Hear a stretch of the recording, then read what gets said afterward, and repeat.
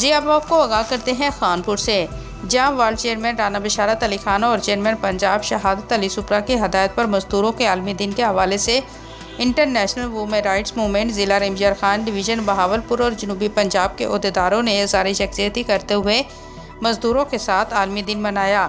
जनूबी पंजाब के नायब सदर सरदार साजिद महमूद खान रिंद, डिवीज़न बहावलपुर के सदर सरदार सलमान खान काकील, डिवीज़न बहावलपुर के नायब सदर एमडी शाहिद खान और वाइस चेयरमैन जनूबी पंजाब मखदूम शाहनवाज हाशमी, डिवीज़न बहावलपुर की चेयरपर्सन मोहतरमा साइमा खान, सिटी खानपुर की चेयरपर्सन मोहतरमा अक्सा बुखारी एडवोकेट ने कहा कि मजदूरों के आलमी दिन के हवाले से हम सब मजदूरों के साथ इज़हार यकजहती करते हैं।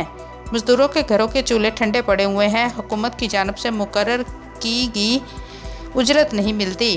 हुकूमत वक्त से मुतालबा करते हैं कि मजदूरों की मजदूरी कम अज़ कम 1200 डेली की जाए।